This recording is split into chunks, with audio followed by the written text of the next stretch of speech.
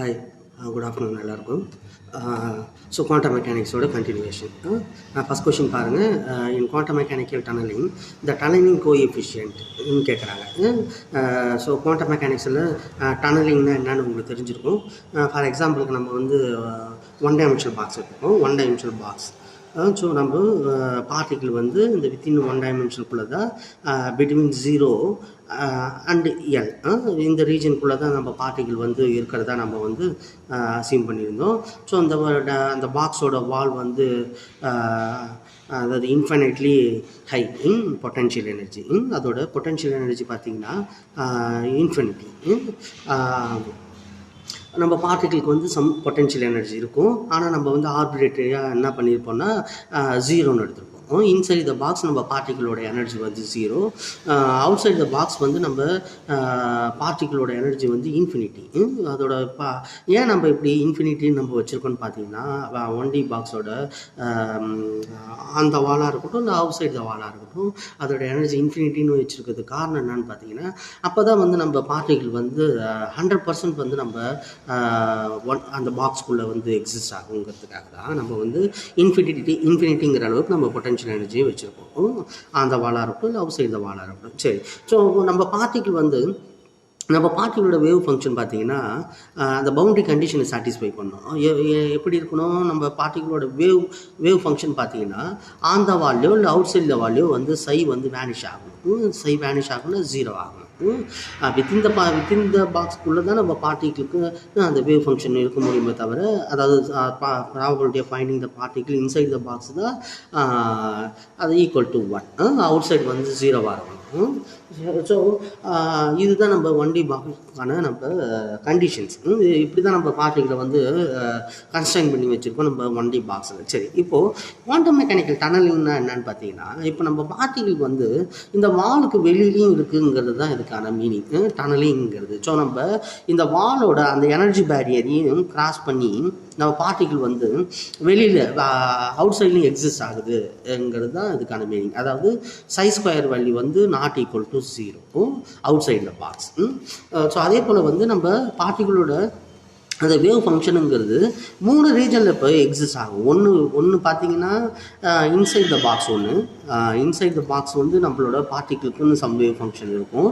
அதே போல் on the வால், அதாவது inside the வால் நம்ம ஏன்னா பார்ட்டிகள் வந்து பெனிட்ரேட் ஆகி தானே வருது. ஸோ அப்போ வந்து நமக்கு பார்ட்டிகளோட அந்த வேவ் ஃபங்க்ஷனுங்கிறது நம்ம அந்த பேரியர், அதாவது அந்த வால்னு சொல்லக்கூடிய அந்த பேரியரையும் பெனிட்ரேட் பண்ணி தான் வருது. அப்போ வந்து அந்த வாலுக்கு இன்சைட்லேயும் இருக்கணும் நம்மளோட அந்த பார்ட்டிகளோட வேவ் ஃபங்க்ஷன், அதே போல் வெளியிலையும் இருக்கணும். ஸோ இது போல் 3 ரீஜனில் நம்ம பார்ட்டிகளோட வேவ் ஃபங்க்ஷன் வந்து எக்ஸிஸ்ட் ஆகும்.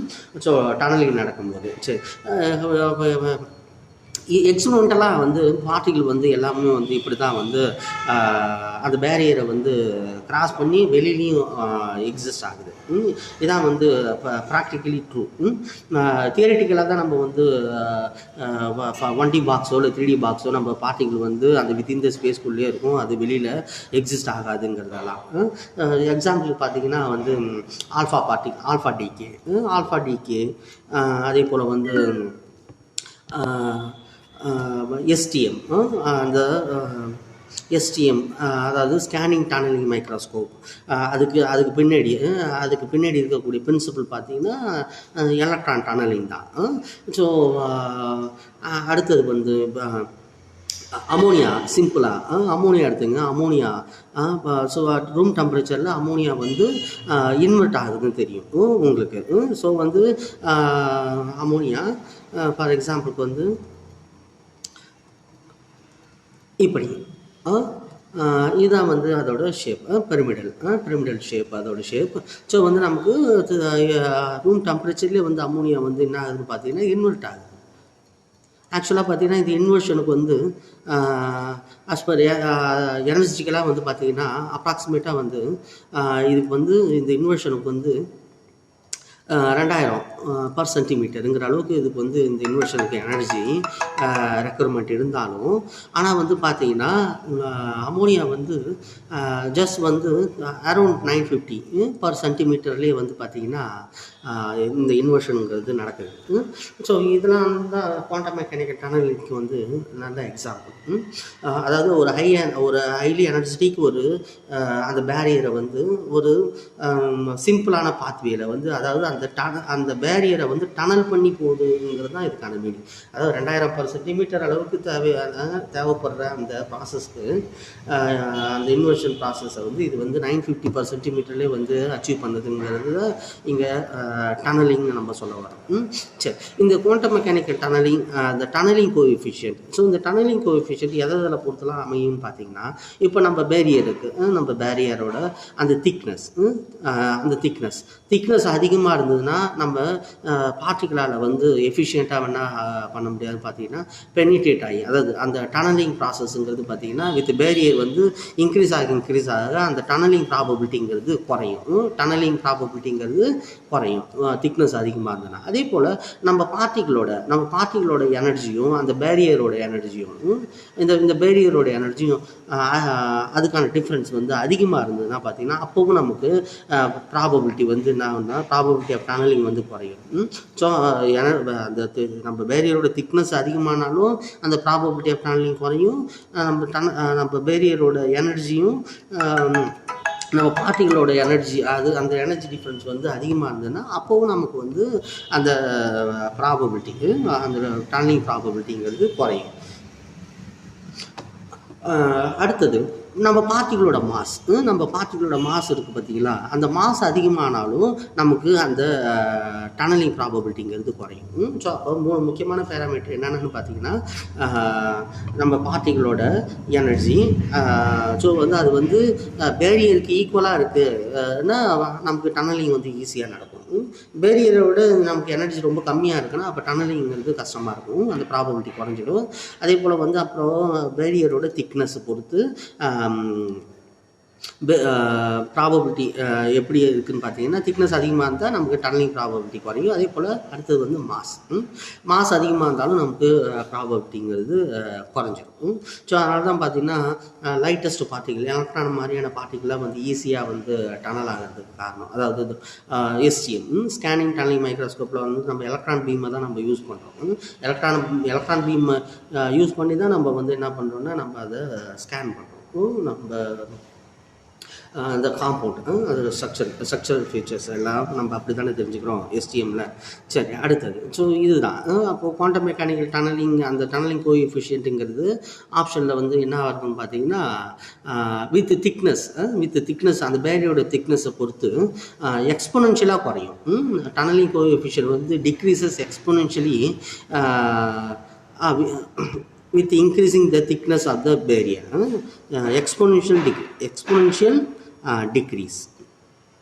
இதுதான் option. Exponential decrease with increasing thickness of the barrier. சரி, அடுத்தது ரெண்டாவது கொஸ்டின் பாருங்கள். அடுத்தது the lowest allowed energy is equal to 0. நம்ம ஏற்கனவே இதை நம்ம டிஸ்கஸ் பண்ணிட்டோம். இந்த lowest allowed energy is equal to 0ங்கிறது அதாவது வேறு ஒன்றும் இல்லை, 0 பாயிண்ட் எனர்ஜி. அதுதான் கேட்குறாங்க.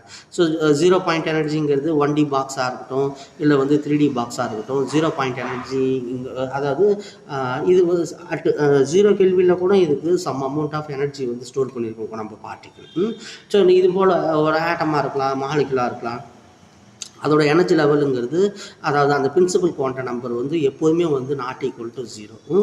ஸோ n எப்போ 0 ஆகுதோ அப்போ தான் நமக்கு வந்து இந்த 1D பாக்ஸில் இருக்கக்கூடிய எலக்ட்ரானாக இருக்கட்டும், இல்லை ஃபார் எக்ஸாம்பிள் சொல்கிறேன் எலக்ட்ரான் 3D பாக்ஸில் இருக்கக்கூடிய எலக்ட்ரானாக இருக்கட்டும், அதோட எனர்ஜிங்கிறது 0 ஆகும். ஏன்னா நமக்கு ஃபார்முலா என்ன, E is equal to 1D box வந்து n² h² divided by 8ml². எப்போ நமக்கு E வந்து 0 ஆகும்னா இங்கே n h மற்றெல்லாம் கான்ஸ்டன்ட், நம்ம பார்ட்டிகளோட மாஸ், நம்ம அந்த பாக்ஸோட லென்த்து, இது ப்ளக்ஸ் கான்ஸ்டன்ட், இதெல்லாம் சம் வேல்யூ. அந்த n இருக்குது பார்த்தீங்களா, நம்ம பிரின்சிபல் குவாண்டம் நம்பர், இது எப்போ 0 ஆகுதோ அப்போ தான் வந்து நமக்கு வந்து எனர்ஜி 0 ஆக முடியும். ஸோ அதுக்கு பாசிபிலிட்டியே கிடையாது. ஸோ அதனால தான் வந்து 1D பாக்ஸாக இருக்கட்டும் 3D பாக்ஸாக இருக்கட்டும் அதுக்கு 0 பாயிண்ட் எனர்ஜிங்கிறது நாட் ஈக்குவல் டு 0. அப்போ என்ன மாதிரி எந்த சிஸ்டத்துக்கு தான் சிம்பிள் ஹார்மோனிக் ஆசிலேட்டர் எடுத்துங்க. அதாவது லீனியர் ஹார்மோனிக் ஆசிலேட்டர் எஸ்ஹெச்ஓ அதை எடுத்துக்கிட்டிங்கனாலும் அதுக்கும் வந்து பார்த்திங்கன்னா இ வந்து நாட் ஈக்குவல் டு 0 தான். ஸோ உங்களுக்கு தெரியும் அதோட ஒரு வைப்ரேட்டிங் மாலிகுலோட எனர்ஜி லெவலை கேல்குலேட் பண்ணணும்னா அதுக்கான ஃபார்முலா என்ன? E is equal to V plus 1/2 H nu. So இதுதான் நம்ம வைப்ரேஷன் எனர்ஜி லெவலை கேல்குலேட் பண்ணுறதுக்கான அந்த ஃபார்முலா. ஸோ விங்கிறது வைப்ரேஷன் எனர்ஜி லெவல், அது வந்து 0, 1, 2, 3 என்ன இப்படி நம்ம அது ஹோல் நம்பர் இன்டீஜராக இருக்கும். இப்போ நமக்கு இங்கே விக்கு வந்து 0 பாயிண்ட் எனர்ஜிங்கிறது என்னென்னா அந்த வைப்ரேஷன் எனர்ஜி ஸ்டேட் வந்து 0வாக இருக்கணும். அப்போது விக்கு நீங்கள் 0ன்னு சப்ஸ்டிட் பண்ணால் கூட நமக்கு வந்து அந்த ஈக்குவேஷனில் வந்து 1/2 ஹெச்னிங்கிறது இன்னமும் அந்த ½ ஹெச்னிங்கிற அளவுக்கு நமக்கு அந்த வைப்ரேட்டிங் மாலிகுல் வந்து அதோட அந்த எனர்ஜி லெவலில் வந்து எனர்ஜி ஸ்டோர் பண்ணி வச்சுருக்கு. இதுதான் சிம்பிள் ஹார்மோனிக் ஆசிலேட்டரோட 0 பாயிண்ட் எனர்ஜி. அப்போ என்ன மாதிரி சிஸ்டத்துக்கு தான் 0 பாயிண்ட் எனர்ஜி 0ன்னு வரும் பார்த்தீங்கன்னா ரிஜிட் ரோட்டார், அதாவது ரொட்டேட்டிங் மாலிகுல். ஏன்னா வந்து நமக்கு ரொட்டேட்டிங் மாலிகுலோட எனர்ஜி லெவலை கேல்குலேட் பண்ணால் தெரியும். அதோட எனர்ஜி லெவல் எப்படி கால்குலேட் பண்ணுவீங்க? B J into J+1. ஸோ இதுதான் அதுக்கான ஃபார்முலா. இப்போ நமக்கு ஜேங்கிறது ரொட்டேஷன் குவாண்டம் நம்பர், அந்த ஜேயோட வேல்யூ எப்படி இருக்கும்? 0, 1, 2, 3 எக்ஸெட்ரா. ஸோ அப்போ இந்த ஈக்குவேஷன் இங்கே ஜேக்கு 0ன்னு கொடுத்தீங்கன்னா அப்போ ஈக்குவேஷன் இந்த மொத்த ஈக்குவேஷனுமே 0 ஆகிடும். E is equal to 0. So அப்போ நமக்கு அந்த ரிஜிட் ரோட்டார் அந்த ரொட்டேட்டிங் மாலிகுலுக்கு தான் 0 பாயிண்ட் எனர்ஜி வந்து 0. அப்போ அதுதான் வந்து இருக்கிறதுலே வந்து லோவஸ்ட் அலோடு எனர்ஜி, இருக்கிறது லோவஸ்ட் அலோடு எனர்ஜி. அதுதான் இந்த கொஷினுக்கான ஆன்சர். லோவஸ்ட் அலோடு 4 ஆப்ஷன் என்ன கொடுத்துருந்தாங்கன்னா 1D box, atoms, harmonic oscillator, rigid ரோட்டார்னு இருந்தது.